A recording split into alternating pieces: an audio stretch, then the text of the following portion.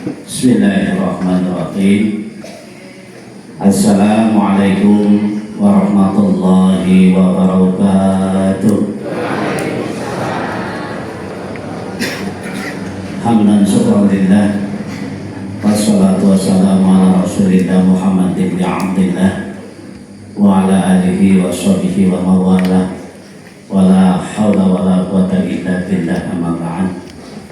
Qala rabbi shrah li sadri wa yassir li amri wahlul 'uqdatam min lisani yafqahu qawli waj'al li waziran min ahli. Panjenengan rasulipun para alim, para kiai, para ustaz, ustadzah ingkang tansah kula hikmahi, sesepuh dene sepuh ingkang tansah kula hormati, rekan-rekan kami dari tim Tarhim pimpinan daerah Muhammadiyah Kabupaten Cilacap, Akhinal Karim, Ustaz Hamid dan Bastiesa ingkang tansah kula hormati, Ustaz Budi Santoso selaku Ketua Lesis PDM, segenap jajaran pimpinan cabang Muhammadiyah Kecamatan Wanorja, Bapak Haji Darindi, Bapak Haji Sumardi yang senantiasa kami hormati, Ibu-ibu Aisyah yang sungguh kami tanggakan, karena ibu-ibu Aisyah lah yang telah mengantarkan putra-putri kita menuju kesuksesan berjuang untuk lillahi kalimatillah, membesarkan, memperjuangkan agama Allah melalui pendidikan anak-anak kita. Oleh sebab itu kadang-kadang ibu Aisyah ini agak dilupakan, padahal peranannya sangat penting. Kita bisa menjadi seperti ini tidak lain adalah hasil didikan ibu-ibu Aisyah. Oleh sebab itulah Bapak Ibu yang dirahmati Allah, mudah-mudahan ibu-ibu Aisyah yang senantiasa mendampingi kita, mengantarkan kita pada kesuksesan, beliau-beliau ini senantiasa diberikan kesehatan oleh Allah Subhanahu wa Ta'ala, tetap semangat mendampingi kami dalam berjuang melalui Persyarikatan Muhammadiyah. Bapak Ibu hadirin yang dirahmati Allah, marilah kita bersama-sama memanjatkan puji syukur kepada Allah Subhanahu wa Ta'ala bi qaulina alhamdulillahirabbil alamin. Segala puji bagi Allah Rabbul Alamin, Zat yang memelihara alam, seluruh alam, baik alam syahadat, alam yang kita bisa rasakan dalam keseharian kita, yaitu alam dunia, maupun alam gaib yang itu adalah milik Allah Subhanahu wa Ta'ala. Nah, manakala kita masih senantiasa dalam pemeliharaan Allah, insya Allah Bapak Ibu, kita akan senantiasa mendapatkan kenyamanan, ketentraman, kebahagiaan, dan keselamatan. Itu adalah makna dari alhamdulillahirabbil alamin. Kalimatnya mohon maaf sepertinya sepele karena semua bisa mengucapkan, tetapi esensi makna yang sesungguhnya dari itu sungguh sangat luar biasa. Selawat dan salam kita sampaikan kepada Nabi kita Muhammad Sallallahu Alaihi Wasallam, pada keluarganya, para sahabat-sahabatnya, dan segenap pengikut-pengikutnya. Pak insya Allah termasuk kita semuanya. Amin amin ya robbal alamin. Bapak Ibu yang dirahmati Allah, waktu sudah semakin siang. Niki, matahari sudah terbit dan kelihatan, sedangkan mata kita semakin sempat. Kenapa nggih?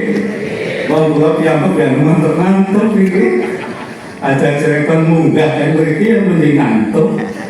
Nikmatnya orang tidur dan ngantuk di saat pengajian. Ayo ngaten to Bapak, monggo sing badhe ngantuk monggo. Angsal. Sebab itu nikmat yang luar biasa. Ada ndak itu niku centine ngandel banget. Pelang pelipis jam tengah loro belum bisa turun. Pengajian malah turun. Kira yang badai ngantuk monggo, betul apa-apa. Insya Allah pulang maksimal 30 menit. Sebab niki apa malih ditambah niki lampunya tesih tambah ngantuk kayak niki. Bapak Ibu yang dirahmati Allah, kula badhe maringi 3 hadis mawon yang terkait dengan bulan suci Ramadan. Ingkang nomor 1 An Amr bin Husain radhiyallahu an da'a Rasulullah sallallahu alaihi wasallam idza dukhula Ramadan, yani Allahumma ahillahu alaina bil yumni wal imani wassalamati wal islami rabbi wa rabbuka. Dados nalika mlebet wonten ing sasi Ramadan, Rasulullah sallallahu alaihi wasallam niku ndonga dhateng Gusti Allah kanthi donga Allahumma akhidhu ila akhirih. Pun sami apa mboten Bu? Sampun? Nek sampun nggih alhamdulillah. Wingi kula sonten maos pengajian teng Kanting Danasari niku dereng sami apa kok. Niku monggo sareng-sareng nggih. Bismillahirrahmanirrahim. Allahumma ahillahu alaina bil yumni wal imani wassalamati wal islami rabbi wa rabbukallah. Insyaallah hafal sedaya nggih nek ditun. Allahumma ya Allah ahillahu alaina, bulan Ramadan sudah muncul pada kita. Bil yumni dengan membawa ketenangan, wal imani dan keimanan, wassalamati dan keselamatan, wal islami dan kedamaian. Rabbi wa rabbukallah, Allah adalah Tuhanku, zat yang memeliharaku dan Tuhan engkau. Nah ini Kanjeng Nabi mawon tesih kersa ndonga apa maneh kita. Supaya apa? Supaya betul-betul ketika Ramadan datang kenyamanan, keamanan, keselamatan senantiasa menaungi kita. Sebab bulan suci Ramadan ini tidak lain adalah bulan yang penuh dengan keberkahan, bulan yang penuh dengan kemuliaan. Bukti ini pun apa?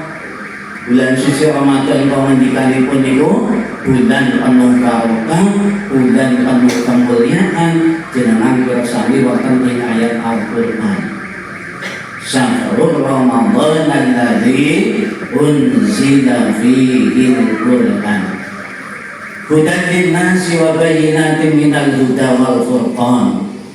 Syahrul Ramadan adapun bulan suci Ramadan unzila fihi al-Qur'an yang di dalamnya diturunkan Al-Qur'an.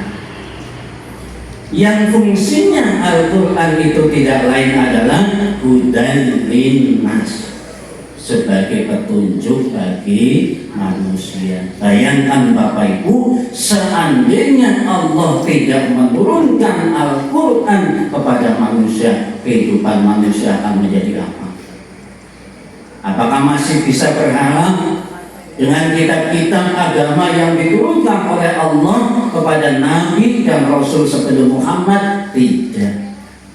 Kenapa? Kitab-kitab yang telah diturunkan oleh Allah kepada Nabi sebelum Muhammad sudah tidak asli lagi.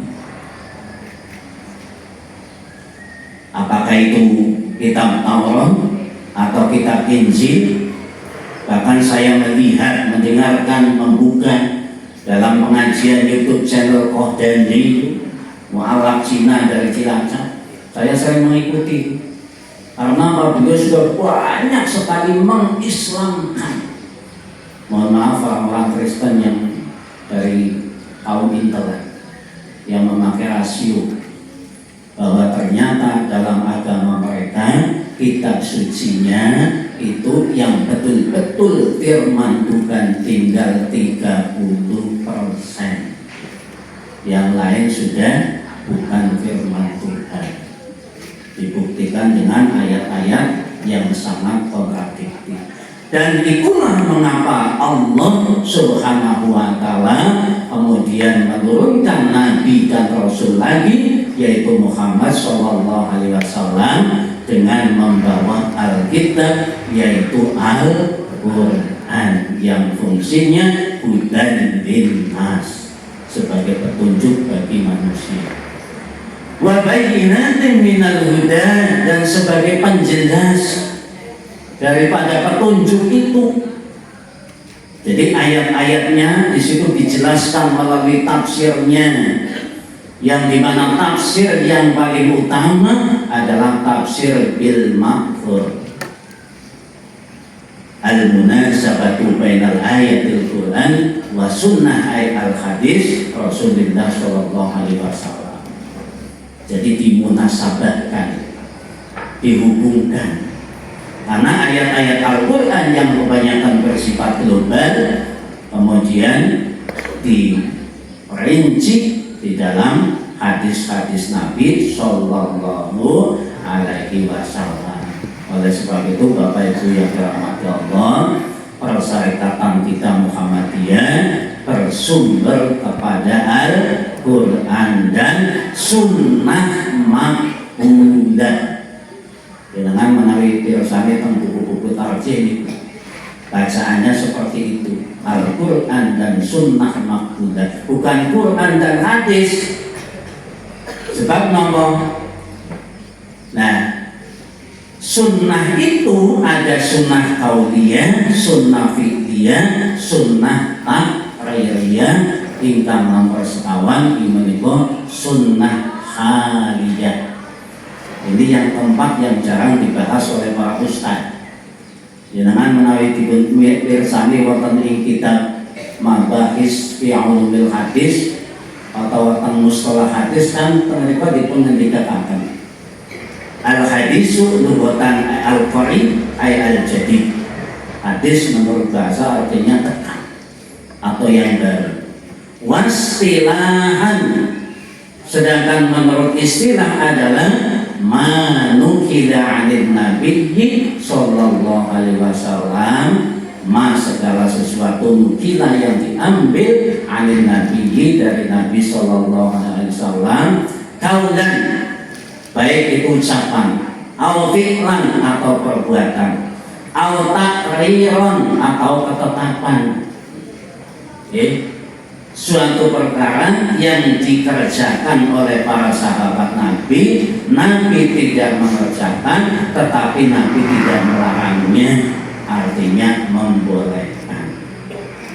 Aisyah radhiyallahu an, garwanipun kanjeng Nabi sallallahu, begitu Allahu Akbar, boten maos Allahumma ba'id baini wa baina khotoyana ila akhir boten.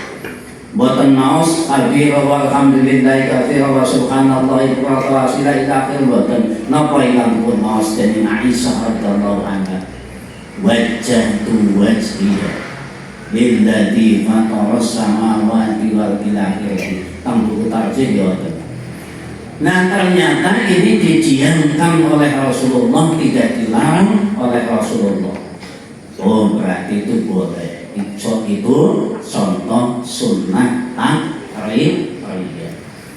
Au sifatin haliyatin, ini yang nomor 4. Atau sifat-sifat keadaan Nabi, itu adalah bagian daripada sunnah Nabi yang harus kita ikuti. Napa bentukipun sifatin haliyatin? Nabi gak ada sifat sidik, amanat, tabligh, fatona. Sidik artinya benar, Nabi senantiasa menjadi orang yang benar, maka sifatin khaliatin Nabi harus kita contoh. Berusaha supaya kita selalu menjadi orang yang benar. Aja senang salah, ibu senang kok senang salah. Dari amanah, Nabi memiliki sifat yang amanah, maka sifat Nabi itulah menjadi sunnah yang harus kita contoh, kita teladani. Berusahalah kita menjadi orang yang amanah. Menjadi jamaah Persyarikatan Muhammadiyah sudah sepakat setiap Sabtu pagi ada pengajian. Oke, setuju? Setuju. Kalian atau mangkat? Oke, berarti badan aman nanti buatan darah dalam sifat Nabi aman. Tabligh menyampaikan, kita sebagai warga jamaah Muhammadiyah harus mau menyampaikan segala macam kebaikan-kebaikan yang terkait dengan agama. Kita setiap warga Muhammadiyah harus mau menyampaikan bahwa apa yang mereka laksanakan adalah kemungkaran, kezaliman, kejahatan. Itulah makanya Muhammadiyah menjadi gerakan amar ma'ruf nahi munkar. Jelas-jelas sebelah cewek kanan kemungkaran memang baik. Oke, berarti belum melaksanakan amar ma'ruf nahi munkar. Nah, ini sidik, amanah, tabligh menyampaikan, fatona cerdas. Warga Muhammadiyah harus cerdas, mengikuti sunnah Rasulullah Sallallahu Alaihi Wasallam. Kalau nanti ditanya nih, Ustaz, saya mau tanya, ya silakan. Di sejarah tarikh Nabi itu kan katanya Nabi Muhammad itu ummiyun, tidak bisa membaca, tidak bisa menulis, masa cerdas? Nah itu pertanyaannya itu. Gimana bang? Nabi Muhammad kan tidak bisa membaca, tidak bisa menulis, masa cerdas? Apa iya? Nah, yang dimaksud Nabi Muhammad ummiyun, tidak bisa membaca dan tidak bisa menulis, bukan berarti Muhammad SAW tidak cerdas, karena memang sengaja oleh Allah supaya tidak bisa menulis, tidak bisa membaca, agar hum minal Yahudi wan Nasara, mereka orang-orang Yahudi dan Nasrani tidak menuduh bahwa Al-Quran adalah karangan Muhammad, bahwa Al-Quran adalah tulisan Muhammad, bahwa Quran adalah karya puisi Muhammad. Itu tujuannya. Buatan jauh, mama aja bodoh ya. Orang bisa baca, bisa nulis, buatan itu. Nah inilah Bapak Ibu yang dirahmati Allah. Nah sakrasipun hadis ingkang nomor kali, para bapak, para ibu ingkang Allah hormati. Karena Rasulullah Sallallahu Alaihi Wasallam idza dakhala asrul awal min Ramadan, bahwasanya Rasulullah Sallallahu Alaihi Wasallam apabila memasuki awal 10 hari di bulan Ramadan, zada an qiraatil Qur'ani, Rasulullah itu menambah atau memperbanyak dalam membaca Al-Quran. Sebab nopo? Sebab bulan Ramadan ini syahrul Quran, bulan diturunkannya Al-Quran. Jenengan pun sami hatam Bu? Dereng. Bapak-bapak pun sami hatam? Dereng. Jujur berarti dereng sifat Kanjeng Nabi. Oke? Nah, Rasulullah saja bahwa hafidun minal Quran, beliau hafal Al-Quran, masih senang membaca Al-Quran. Malah wonten ing kisah diceritakan Ibnu Mas'ud sahabat Rasulullah Sallallahu Alaihi Wasallam itu nanti protes datang Kanjeng Nabi. Protes itu nanti dalam setiap saat pertemuan taklim itu Ibnu Mas'ud selalu disuruh untuk membaca Al-Quran. ngantos ibu sahabat Ibnu Mas'ud itu protes, ya Rasulullah, limada inni qad qara'tu minal Qur'an fi kulli jamaah. Kenapa ya Rasulullah, saya setiap ada perkumpulan itu untuk selalu membaca Al-Quran. Wa anta alimul Quran, wa anta hafidul Quran, nazzalallahu Al-Quran alaika. Engkau orang yang hafid, yang alim, bahkan Quran diturunkan kepadamu. Kenapa engkau selalu menyuruh saya membaca Quran? Apa jawab itu tadi Nabi? Saya senang mendengarkan bacaan Al-Quran. Lalu bila mengatakan para bapak para ingkang hormati, monggo kita sarang-sarang sama keluarga Muhammadiyah untuk senang selalu mencintai Al-Quran. Mumpung di bulan Ramadan, bulan yang penuh dengan kemuliaan, bulan diturunkannya Al-Quran, disempatkan membaca Al-Quran. Dengan berbuka puasa wonten waktu jeda nunggu adzan Isa niku Al-Qur'ane di Jepang dibuka di waos. Nggih. Kadang-kadang nek niat temenanan kan anu mandan bebeh. Nggih. Bar salat subuh kalian wonten waktu jeda badhe tindak datang ke tempat pekerjaan baca Al-Qur'an. Kenapa? Zada Rasulullah sallallahu alaihi wasallam an qiraatil Qur'an, menambah banyak bacaan-bacaan Al-Qur'an.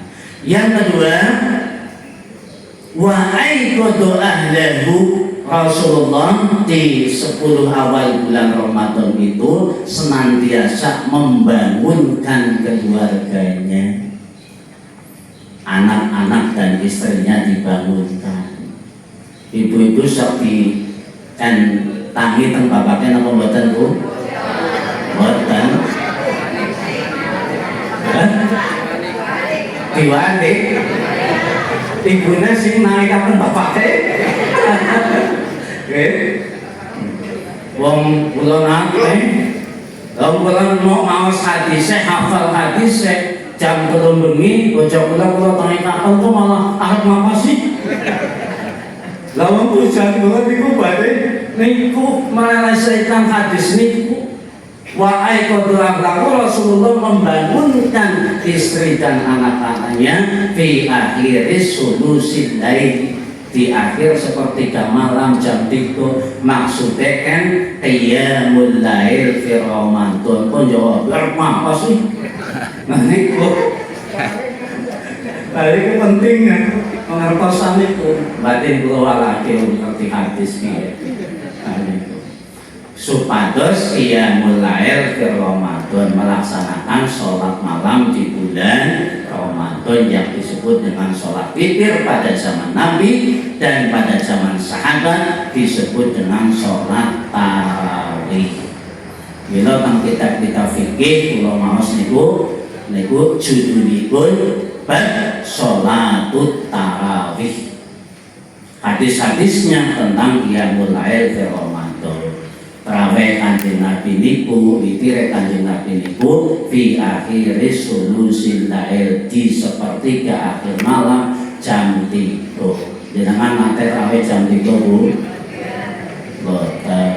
Padahal Muhammadiyah mengikuti Al-Quran dan Sunnah. Kula nate tanglet teng ketua majelis tarjih pimpinan Muhammadiyah. Lawan kanca kula kuliah ya teng mawon. Dr. Wawan Abdul Wahid biasa kali kula ngojekan niku. Nah, kula tanglet niku. Kenapa warga jamaah Muhammadiyah belum bisa melaksanakan mengamalkan sunnah Rasul qiyamul lail fi Ramadan fi akhir sulusil lail kawai bar isya. Ayatnya cindak-cindak cepet ram. Jawabnya apa? Niku. Wong yang pakai tiang Garut, orang Sunda atau kumaha deui atuh Kang. Can pada siap jamaahna. Bisi ayat pun malah bubar tarawih. Iku jawabannya dokter Wawan Abdullah niku. Niku kanca kula kuliah teng UIN Jogja. Nah niku para bapak para ibu monggo nggih ingkang dereng melaksanakan qiyamul lail di Ramadan nek jenengan wonten halangan barangkali tidak bisa mengikuti sholat isya, sholat tarawih tasih wonten wekdal nggih menika di akhir sulusul lail tarawih dhewek nang omah boten kudu jamaah. Ingkang nomor 3 nggih menika manakala di awal hari yang ke-10 di bulan suci Ramadan, Rasulullah Shallallahu Alaihi Wasallam wasaddal mi'ajar, mengencangkan sahurnya, atau dalam makna yang lain mengencangkan ikat pinggangnya. Niku maknanya jadi apa datang pada dikencangkan kabeh apa sabube? Boten.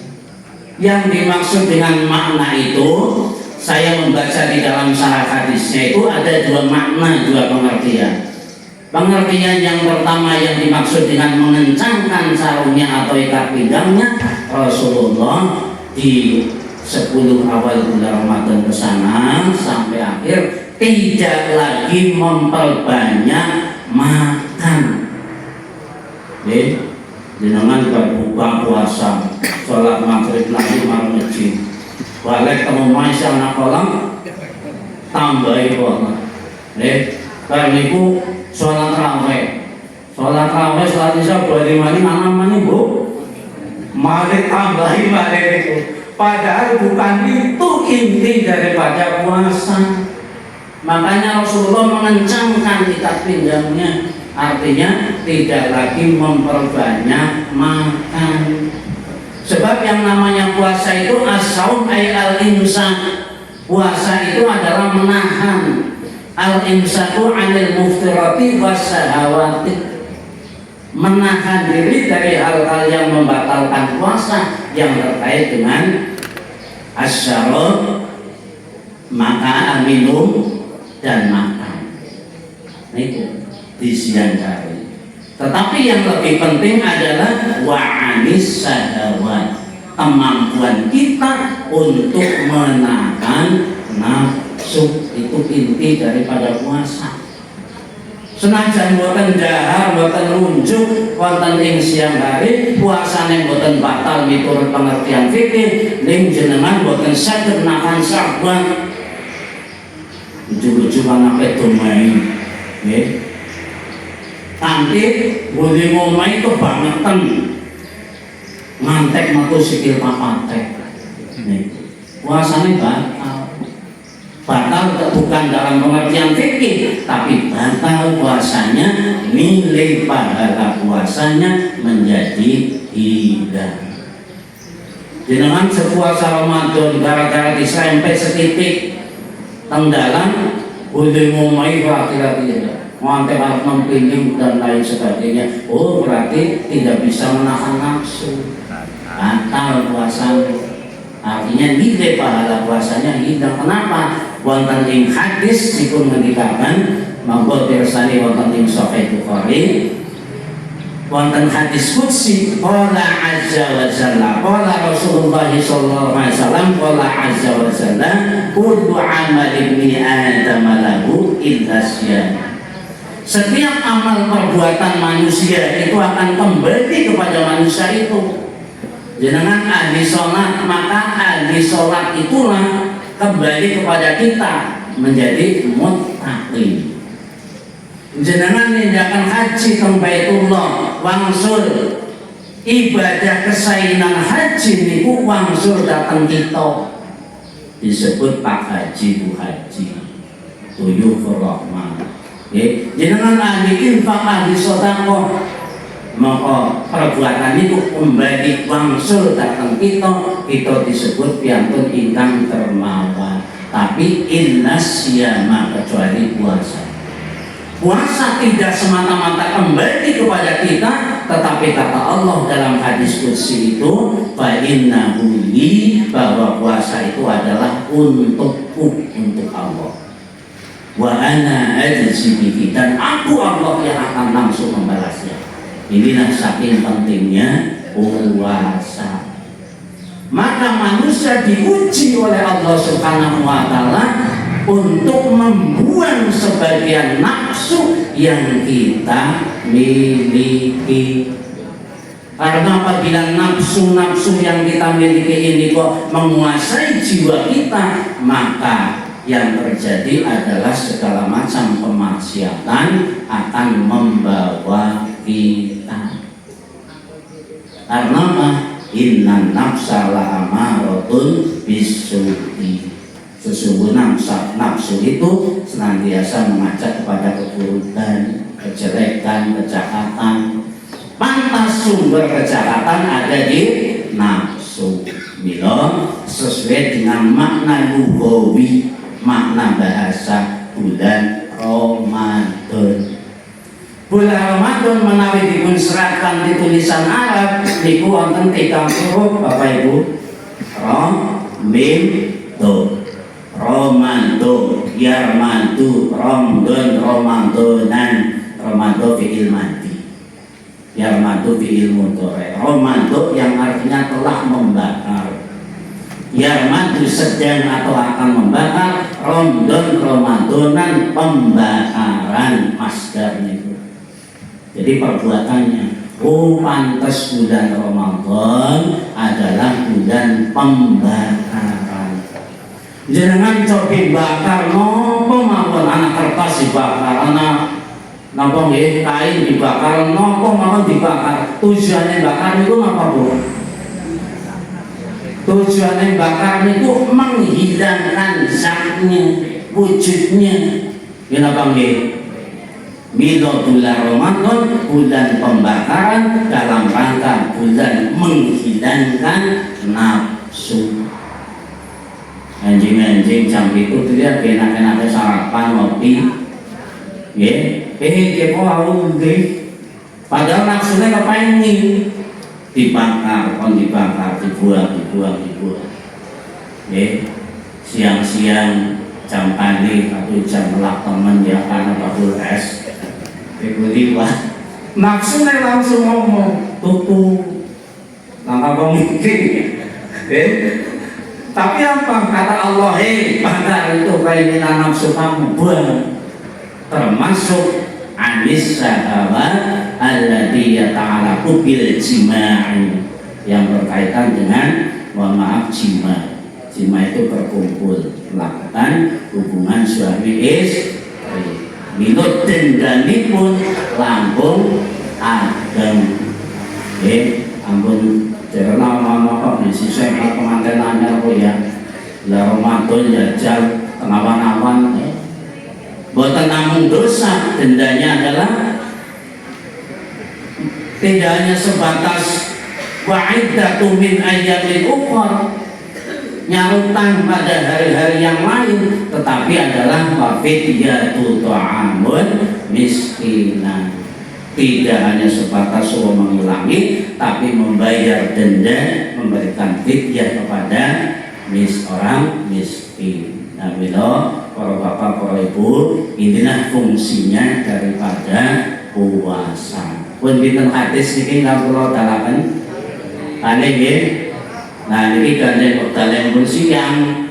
Jenengan nggih jangan wis kepengin bali. Napa nggih? Hadis ingkang nomor 3 ngaji mari. Sepakat nggih? Sebab niki dakwah niki mangkene kula maos lafadzipun matanipun penjelasannya panjang. Ya, jenengan langsung malah berundel. Oh, Ustaz Mas kula ngajar usir temen ya.